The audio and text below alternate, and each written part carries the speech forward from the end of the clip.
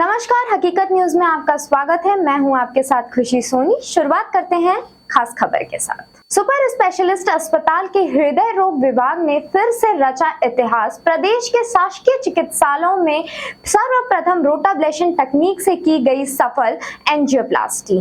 रीवा जिले में संचालित सुपर स्पेशलिटी चिकित्सालय रीवा में मध्य प्रदेश के शासकीय चिकित्सालयों में से सबसे पहले रोटाब्लेटर करने वाला इंस्टीट्यूट बन गया है। विक दिवस एक 57 साल के बुजुर्ग जो कि कवि भी हैं, डॉक्टर एस.के. त्रिपाठी, सह प्राध्यापक हृदय रोग विभाग के पास अपनी नागपुर से चल रहे इलाज की फाइल लेकर गए और बोलने लगे कि एंजियोग्राफी तो हमने नागपुर में करा ली, पर एंजियोप्लास्टी के लिए सिर्फ आप पे भरोसा है।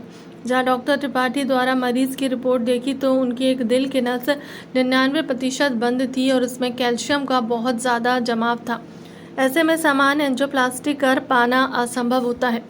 इन केसेस में कैल्शियम को रिमूव करने की एक स्पेशल पद्धति का प्रयोग किया जाता है जिसे रोटाब्लेशन कहते हैं। मरीज का डॉक्टर त्रिपाठी और चिकित्सालय के प्रति यह विश्वास देखकर उनके द्वारा यह चैलेंज अपने ऊपर लिया गया और उनके द्वारा रोटेब्लेटर मशीन का बंदोबस्त किया गया। तत्पश्चात 3 घंटे के जटिल प्रोसीजर के बाद जो परिणाम निकल के आया वो उम्मीद से ज़्यादा था। उपरोक्त प्रोसीजर सफलतापूर्व संपन्न हुआ और मरीज की दिल की नस पूर्ण रूप से सामान्य हो गई और मरीज बाईपास सर्जरी से बच गया। यह प्रोसीजर बिना टीम वर्क के हो पाना असंभव था।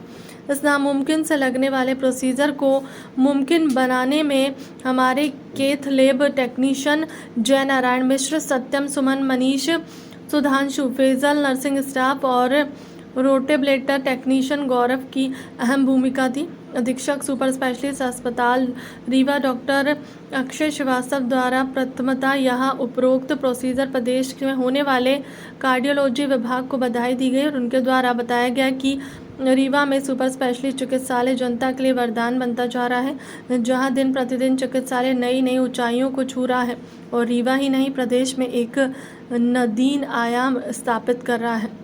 बेसिकली ये प्रेस कॉन्फ्रेंस इसलिए बुलाई गई है कि ये बताने के लिए कि एक स्पेशल टेक्निक है कोरोनरी एंजियोप्लास्टी की, जिसमें कॉम्प्लेक्स हार्ट की जो ब्लॉकेजेस हैं उनको ट्रीट किया जाता है और उसको रोटाब्लेटर टेक्निक बोलते हैं। इसमें क्या होता है कि ये जो हार्ट की जो आर्टरी होती हैं जो हार्ट को ब्लड सप्लाई करती हैं उसमें कैल्शियम का जमाव इतना ज़्यादा हो जाता है कि सामान्य एंजियोप्लास्टी उसमें की ही नहीं जा सकती, क्योंकि एंजियोप्लास्टी करने के लिए वायर का और बैलून का जो है ब्लॉकेज के थ्रू क्रॉस करना बहुत ज़रूरी है। तो इसमें इतना टाइट ब्लॉकेज होता है कि उसमें न तो कई बार वायर क्रॉस नहीं करता, वायर क्रॉस कर गया तो छोटे से छोटा बैलून भी उससे क्रॉस नहीं करता।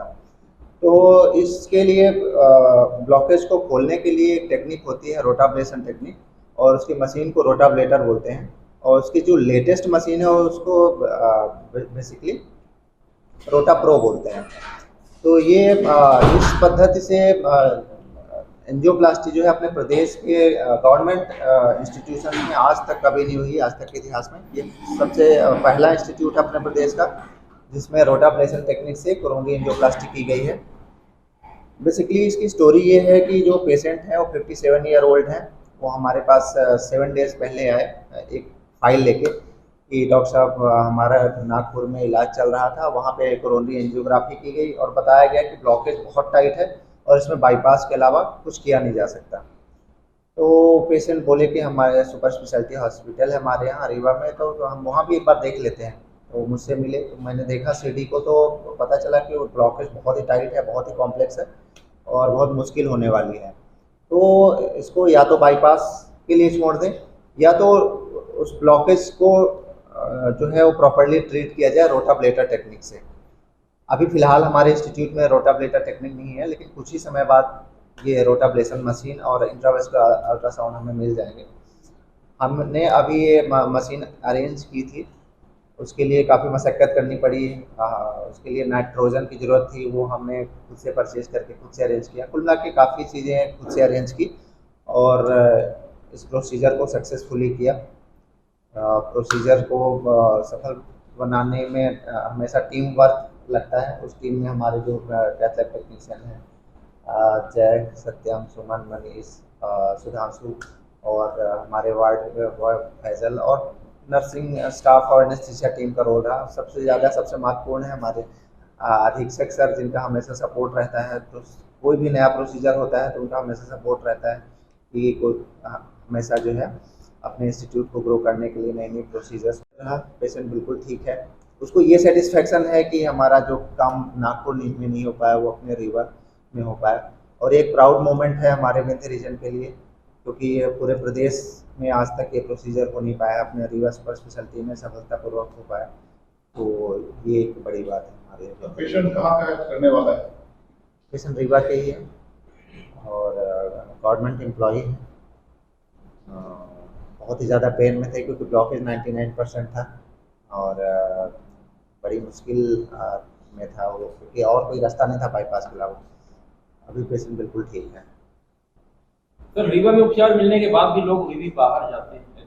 बहुत कम। अगर हम कार्डियोलॉजी की बात करें, हम दूसरे डिपार्टमेंट्स की बात नहीं करेंगे, कार्डियोलॉजी की अगर बात करें तो 99% अब यहीं पे इलाज होता है। वो मैं इसलिए बोल रहा हूँ कि बहुत सारे जो पेशेंट बाहर जाते थे प्राइवेट इंस्टीट्यूशंस में, वहाँ के जो रिप्रेजेंटेटिव है वो हमसे मिलते हैं और बोलते हैं डॉक्टर साहब आपने क्या कर दिया है, एक भी पेशेंट अब हमारे पास नहीं आ रहे। तो बहुत ज़्यादा दुखी हैं बाहर के लोग जो। तो मेरा खुद का एक्सपीरियंस है, मैं आज तक किसी भी पेशेंट को बाहर नहीं भेजा जो हमसे हो सकता है कार्डियोलॉजी में। 99% तो यहाँ पर अभी तक कितनी एंजियोप्लास्टी हुई होगी? मैंने खुद ने 1000 एंजियोप्लास्टी की है। टोटल मिला के 2500 से 3000 एंजियोप्लास्टी होती है। सफल नहीं हुई, असफल रही? असफल नहीं होता प्रोसीजर में कॉम्प्लिकेशंस होते हैं। वर्ल्ड वाइड उसका डेटा है, मतलब कॉम्प्लिकेशन बुक्स में लिखा हुआ है कि 1% केस में कॉम्प्लिकेशन होता है। कोई भी डॉक्टर कॉम्प्लिकेशन नहीं करना चाहता, सब चाहते हैं कि पेशेंट अच्छे हों। लेकिन कई बार क्या होता है, पेशेंट की पंपिंग लो होती है, आर्टरी की एनाटॉमी ऐसी होती है, डिसीज़ मल्टीपल होती हैं। जैसे मान लीजिए पेशेंट को किडनी डिजीज़ भी है, रेस्पिरेटरी डिजीज़ भी है, हार्ट का फेलियर हो चुका है। ऐसे में प्रोसीजर करते हैं तो कभी कभी प्रॉब्लम या कॉम्प्लिकेशन होने का डर रहता है, वो यहाँ भी होते हैं। वो वर्ल्ड वाइड जितना परसेंटेज है वो यहाँ भी है, कुछ है यहाँ पे ज़्यादा नहीं है। प्रोसीजर का काम कर रही है सेम उसमें ही, जैसे कार्डियोलॉजी में एक ये प्रोसीजर है, वैसे ही नेफ्रोलॉजी में CRRT मशीन है। वो ऐसी मशीन है जो बहुत ही सीरियस मरीज को डायलिसिस देने के काम आती है, और ये मशीन भी सरकारी उसमें पहली बार हमारे यहाँ CRRT मशीन से संचालन हुआ और सफल डायलिसिस दी गई। इसके साथ ही जैसा कि आपने कहा कि हमारे यहाँ किडनी ट्रांसप्लांट यूनिट जल्द ही स्थापित होने वाली है, उसकी भी तैयारियां शुरू हो गई हैं और मोस्ट प्रॉब्ली हो सकता है कि इंदौर से पहले हम लोग कर लें, क्योंकि वहाँ भी आप बता रहे हैं कि तैयारियां चल रही हैं, मगर हमारी तैयारियां 1-2 महीने का टाइम और चाहिए। उससे में हम लोग कब तक शुरू हो जाएगा? 1 से 2 महीना का हमारा टारगेट है कि हम उम्मीद है कि 2 महीने में हम लोग चालू कर पाएंगे।